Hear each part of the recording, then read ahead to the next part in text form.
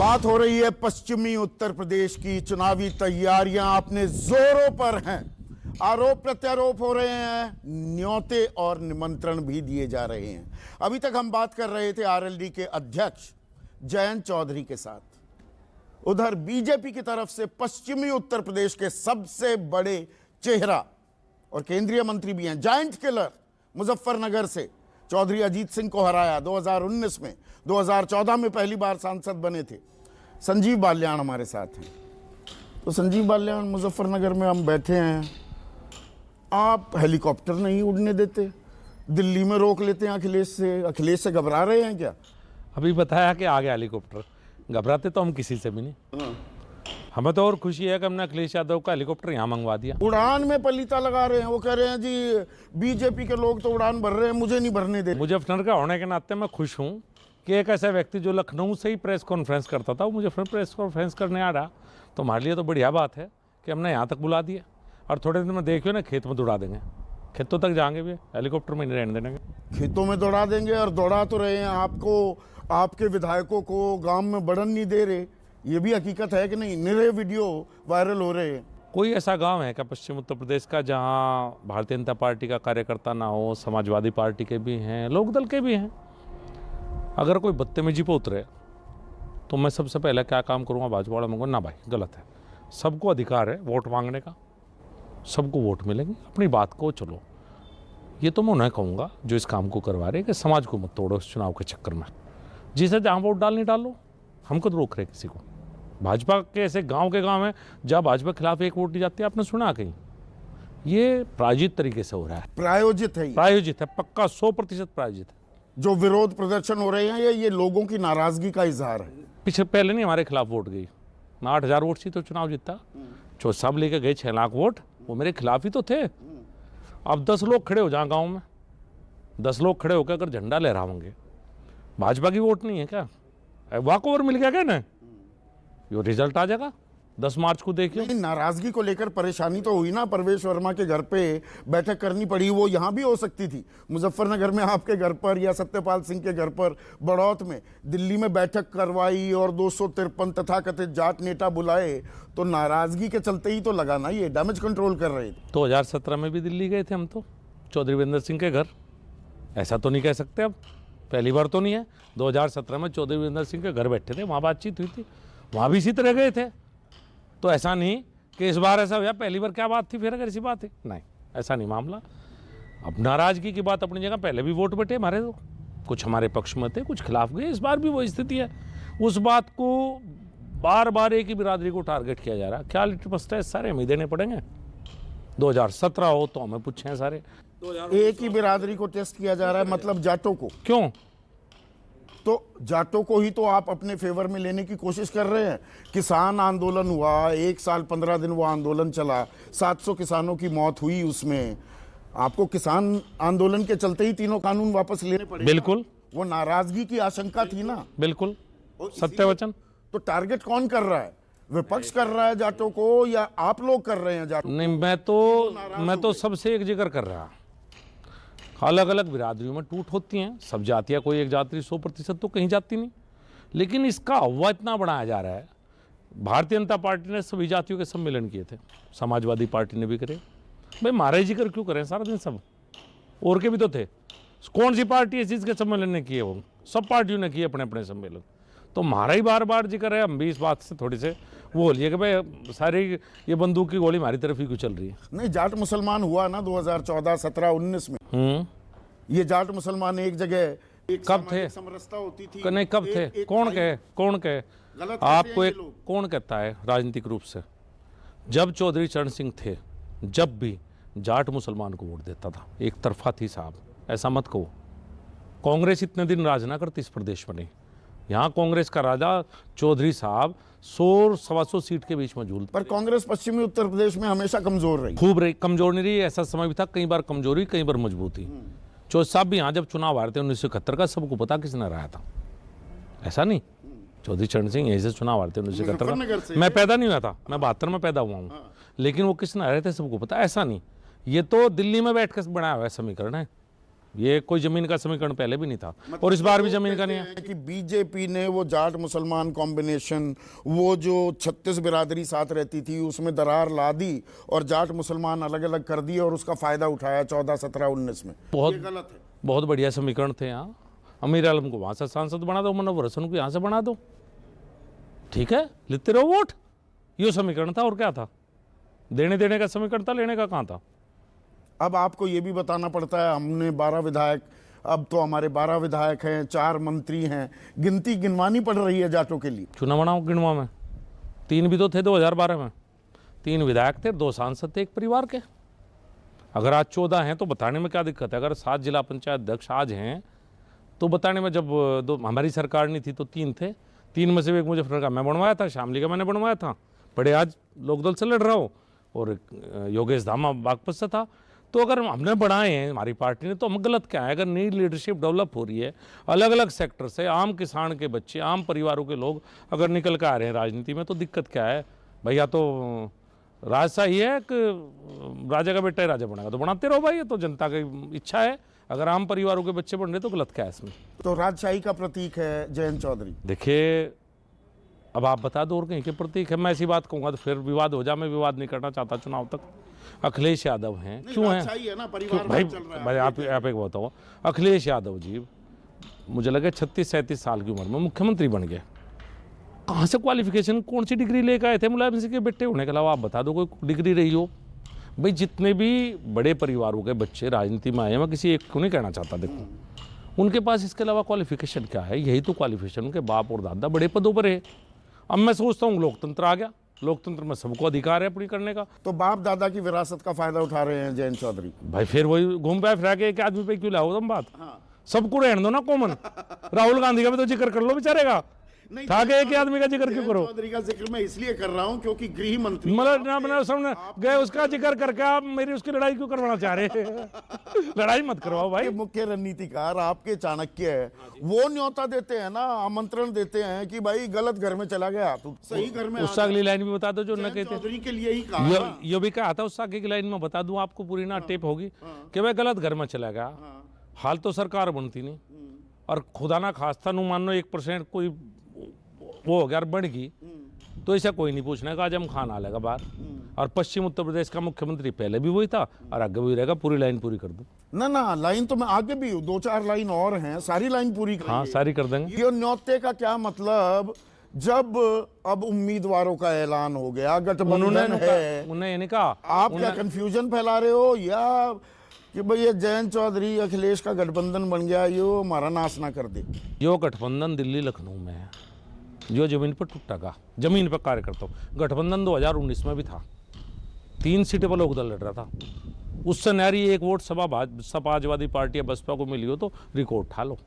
पर ये न्योते नहीं दिए गए ना, गठबंधन तो पहले बने। नहीं नौता नहीं कहा, घर चुन लिया या कहा नहीं, ये थोड़ा कहा बाजो, यो किसी ने नहीं कहा। जो नौता कोई गलत कर रहा है। गलत घर में आपके पेट में दर्द क्यों हो रहा है? कोई किसी के गलत घर में जा रहा हो, आपका विरोधी है, विरोधी को सलाह कब से देने लगी? हमने सलाह दी, वो चलेगा, हमने कौन किससे रुक रहा? और उसके बाद अपनी बात कहने में क्या दिक्कत है? नतीजे आने के बाद भी हमारे दरवाजे, हमारे दर खुले हैं। नहीं ऐसा नहीं कहा, ये लाइन नहीं थी, ये लाइन नहीं थी। नहीं, दरवाजे तो खुले हैं। ये लाइन थी, ये कहा था आगे कभी फिर देखेंगे, ये नहीं कहा कि नतीजे वाली बात नहीं करी, नतीजे वाली बात नहीं ना। तो जिसका एक विधायक नहीं, एक एमएलसी नहीं, एक सांसद नहीं, उसके बारे में इतनी परेशानी क्यों हो रही है आप लोग? कहाँ हो रही परेशानी? हमें क्यों होगी परेशानी? बिल्कुल नहीं है। हम अपना काम कर रहे हैं, वो अपना काम कर रहे हैं, हमें कोई परेशानी नहीं। लेकिन अगर गठबंधन है और वो कोई बात कह रहे हैं तो हम अपनी बात ये ना कहेंगे भाई यहाँ कैसी सरकार बनेगी, हमने 12 साल किसे बनाओगे अच्छा गठबंधन में मुख्यमंत्री? अखिलेश यादव ना। तो ये बात हम क्यों ना कहें कि 2012-17 जो कुक्रम थे अखिलेश यादव के, जो पश्चिम उत्तर प्रदेश के साथ हुआ पूरे के, जो यहाँ हालात थे, जो माहौल थे, मुख्यमंत्री तो फिर वही बनेगा, ये तो नहीं बनता ना, उसे ही तो बनाओगा। तो वही दाना डाल रहे हो क्या? हम नहीं बनाना भाई, जैसे ज्योतिरादित्य सिंधिया को कहा कि राज्यसभा बाड़ा में ले आएंगे, हम तो केंद्रीय मंत्री बना भाई, हम देंगे, तो जयंत को केंद्रीय मंत्री भाई हमारे यहाँ तो राज्यसभा। देखो सुनो, और हम किसी जाट को उप मुख्यमंत्री, 2 उम्मीदवार हैं, ये खेल भी हो रहा है। बिल्कुल नहीं, 2 उम्मीदवार हैं, उधर से अखिलेश यादव, इधर से योगी आदित्यनाथ है भारतीय जनता पार्टी से।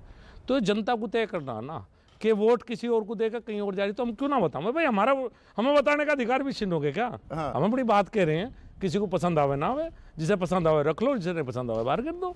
जयंत चौधरी को राज्यसभा सांसद बना के केंद्रीय मंत्री बना दो, एक जाट का दबाव बना दो, आरएलडी के किसी जाट को उप मुख्यमंत्री बना दो। ये सेंधमारी हो सकती है क्या? ये रणनीति है क्या? 10 कि ऐसा मुझे कुछ नहीं लगता। ऐसी जरूरत इसलिए नहीं पड़े कि ये तो तय है कि भारतीय जनता पार्टी की पूर्ण बहुमत के साथ, ज़्यादा आगे नहीं कहता मैं, ना मेरा स्वभाव है कहने का, ना मैं ज्योतिषी हूँ, लेकिन ये तय है कि पूर्ण बहुमत के साथ भारतीय जनता पार्टी की सरकार बनेगी। भाजपा को किसी की आवश्यकता नहीं पड़ेगी समर्थन लेने के लिए उत्तर प्रदेश में। और जरूरत पड़ गई तो? बस जरूरत पड़ेगी तो मैं क्या कह सकूं? वो तो दूसरे बैठे बात करने वाले। अब मैं कोई सी बात नहीं कहना चाहता, मैं ऐसे शब्द कहते नहीं जो मुझे उल्टे लेने पड़े। वैसे पढ़ने की नहीं मुझे ऐसा लगे। जयंत चौधरी ने, अभी मैंने इंटरव्यू जो किया, जयंत कहता है कि ऐसी खीर भाजपा बना ही नहीं सकती जो मैं खाऊं। वो उनका अच्छी बात है, अगर वो ऐसा चाहते हैं, उसमें हम क्या कह सकते हैं, उनकी इच्छा।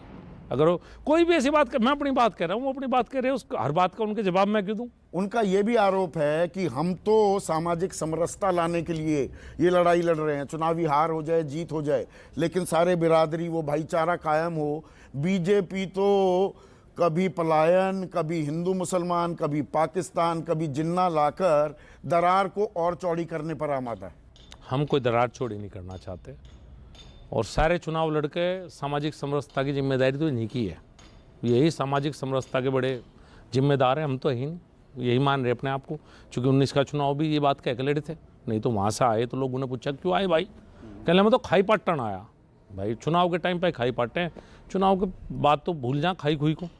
ना पाकिस्तान का जिक्र हमने करा, ना जिन्ना का जिक्र हमने करा, दोनों जिक्र आए अखिलेश यादव के द्वारा। पलायन का आप जिक्र करते क्यों हैं? ना कर। आप एक बात बताओ संदीप भाई, हमने 17 से 22 में कुछ अच्छे काम किए जो हम लोगों के बीच में जाकर करें। हमने अच्छी सड़कें बनाई, ये हमारे विरोधी भी मानने का कोई हो। यहाँ बिजली 24 घंटे मिलने लगी, इन्वर्टर नहीं है किसी के घर में, पहले थे।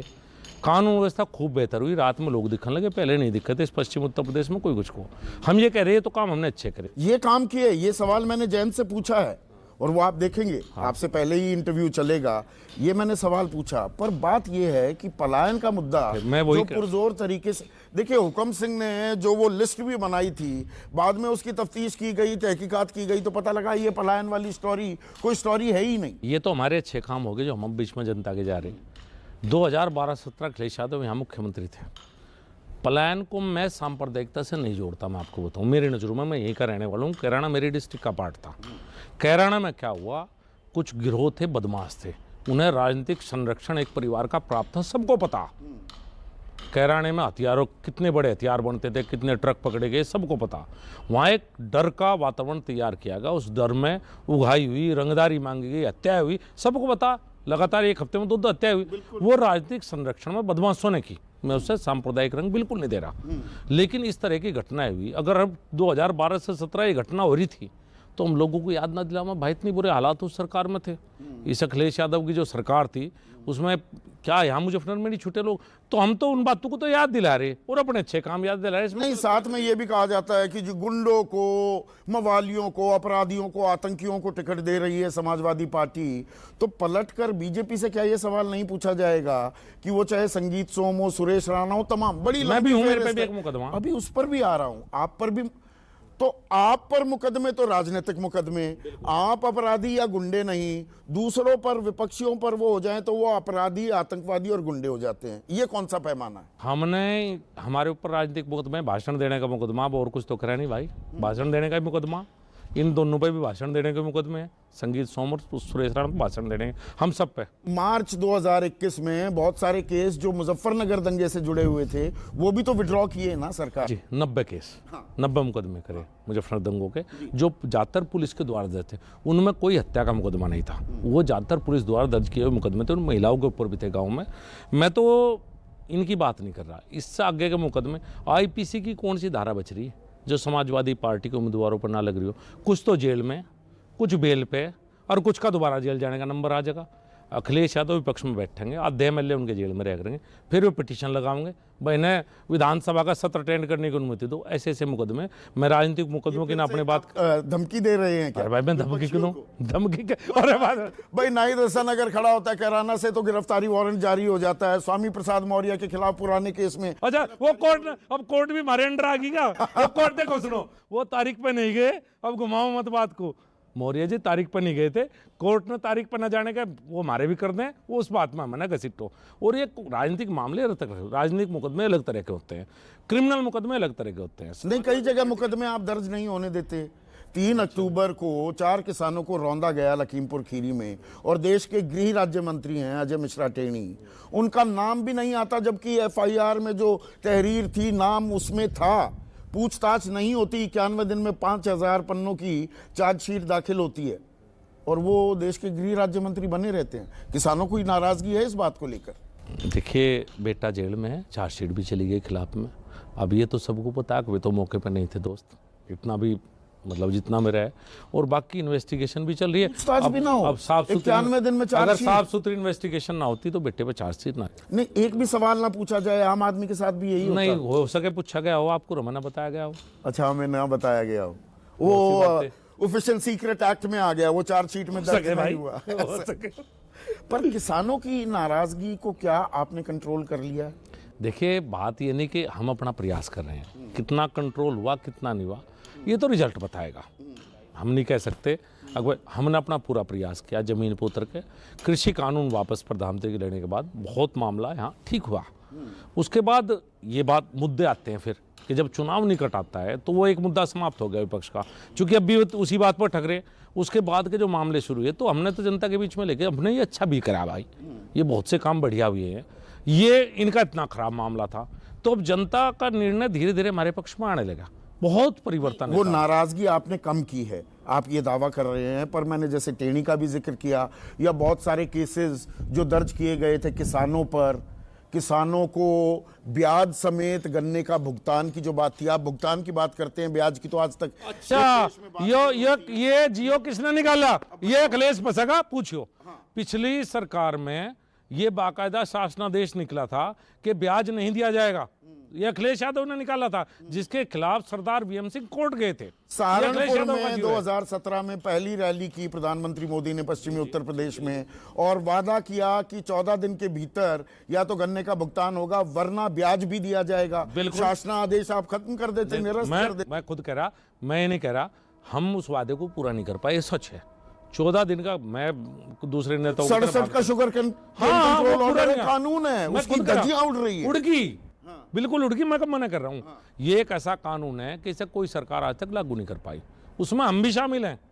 कुछ बेहतर प्रयास जरूरी है, पर मैंने नहीं कहता जो काम नहीं कर पाए भाई उसे आगे करने का प्रयास करेंगे। बहुत से बेहतर काम किए हैं, कुछ काम रह रहे हैं। बीजेपी के नेता क्यों नहीं दिखाते? भाई कर देने चाहिए, नहीं करो। मैंने पूरा जोर लगाया लेकिन मैं इस काम को नहीं करवा पाया। मैंने तो बिजली के बिलों के लिए 4 साल लड़ा, आखिर में बात दे हुए, अब हुए आधे। मैंने को 4 साल में हो तो गए 4 साल में। मैं तो लड़ाई पहले दिन से लड़ रहा था, अब मेरी कही हुई हर बात मानने लगे सरकार। लड़ाई तो एक हाई कोर्ट की भी लड़ रहे थे, अभी लड़ रहा हूं, के पटल पे भी लड़ रहा हूं। आज भी लाहौर नजदीक है ना इलाहाबाद से, बिल्कुल जहां बैठे हो, लाहौर 350 किलोमीटर है, इलाहाबाद 700 किलोमीटर से ऊपर है, और ये लड़ाई लड़ रहा हूं और लड़ूंगा और आखिर में बनवा के रहूंगा। ऐसे में जो आपके पुराने मित्र हैं, मित्र शब्द मैं इस्तेमाल कर रहा हूं, नरेश और राकेश टिकैत। नरेश टिकैत पहले कह देते हैं कि नहीं भाई, समाजवादी पार्टी और आरएलडी गठबंधन को हम तो इस बार समर्थन देंगे और बीजेपी को हरवाएंगे। फिर उसमें थोड़ा रफू गिरी की जाती है। ये रफू करने की नौबत कैसे आई? आपने समझा लिया इनको, वरना ये तो वोट की चोट देने निकले थे। भाईचारा कायम हो गया क्या? भाईचारा खत्म कब हुआ था? मतभेद हो सकते हैं, मनभेद नहीं था। मतभेद तो होते रहते हैं मुद्दों पर, भाइयों में नहीं होते, दो भाइयों में। और मित्र तो सारे, जयंत भी मित्र है मेरा, कहीं मिले हैं, खूब बढ़िया मिले हैं। मित्रता बिल्कुल एक अलग बात है, हम एक क्षेत्र के रहने वाले हैं, कहीं ना कहीं हमारे पूर्वज एक थे, तो एक मित्रता भाईचारा रहता है। मतभेद थे और मैंने कोई राजनीतिक बात उनसे नहीं करी। मैं उनका काफ़ी दिन हो गए थे मिले हुए, बीच में हो रहा, उनका ऑपरेशन हुआ तो उनका हाल चाल जानने के लिए, उनसे मिलने के लिए सुबह से उनके पास गया था। मेरी उनकी कोई राजनीतिक बात नहीं, जो भी निर्णय पहले लिया या बाद में लिया वो उनका अपना फैसला था। राजनीतिक पहले से रही है किसान यूनियन, उसी पे आप उन्होंने फैसला लिया। मेरी उनकी कोई राजनीतिक बात नहीं। भाईचारा भी जाऊँगा, वोट मांगने नहीं जाऊँगा।